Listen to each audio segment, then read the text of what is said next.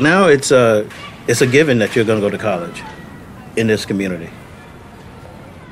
It wasn't like that when we started because guys were dropping out of school.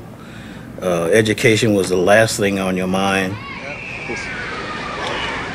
A lot of history. I met Bill in the Smith Project. We were out playing basketball, and he was sitting on the bench, and we kept saying, well, you know, who is this guy? What's he doing sitting on our bench for, you know?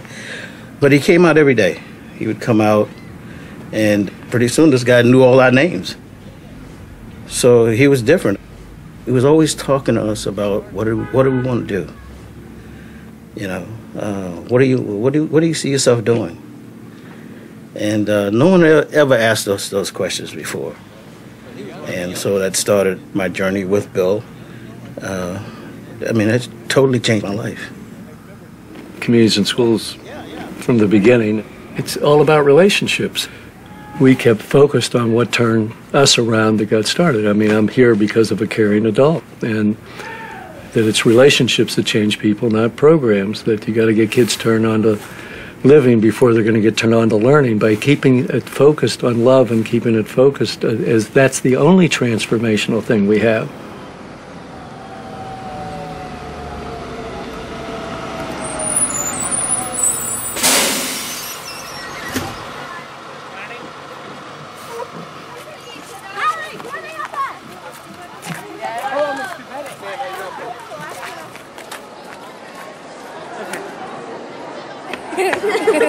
What? Who are you talking about? Me? That was funny. What? Yeah, you. Remember lunch yesterday? Oh yeah. That was the nasty. ham Oh, sandwich. that was gross. Yeah, you had a Chargers! Okay, grab a seat. Chargers clap once. Clap twice. Okay, real quick here, a couple of announcements. Our field trip changed this Thursday for tomorrow. I sent the forms home yesterday. I'll remind you again tonight. They don't care how much you know until they know how much you care. You can go ahead and go to your morning classes. But to sit down with every student you come across, when you can find those moments to do that, obviously, you know, almost life-changing. That one-on-one relationship with an adult is so important. If every day somebody is touching base with somebody, and then they get to spend some time each week with that person, there's a relationship that develops. And they can pinpoint in 4th and 5th grade the kids that are misbehaving, have attendance problems, and are failing one or more classes are the kids that in 9th and 10th grade drop out. So you start early. And all the communities and school services are really designed to create that one-on-one relationship. So if 10% is 7, what's 5%? What's half of 7? My last school, I didn't feel like I fit in there, but I learned to be a poet there. And I still am working on that dream.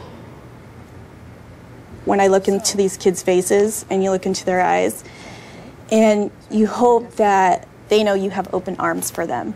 I think a lot of times that actually enables a child to just think outside of the box and realize, like, it's okay to be me. And when they finally do that, those are the times where I think they have moments of brilliance and they realize, you know, what they're capable of. My poems, I didn't know I could write good until I wrote my first one to my mom.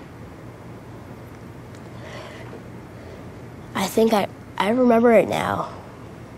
What lies before us and what lies behind us are tiny matters compared to what lies within us. As 10%. This school has taught me so much to be the best that I can be. Yeah, see, you got it. They never give up on me. They never give up on anyone here. It just seems like it brings out the real me. It's staying focused on the kids. And when you start there, then you can build out. So you keep getting people focused back on what are we doing this for? What's this all about? And then you're able to listen to the needs, because if you love somebody, you want to find out what their need is, what they are, just like you would for your own kids. It's not brain surgery. It's what we all want for our children and grandchildren. Not all children have that.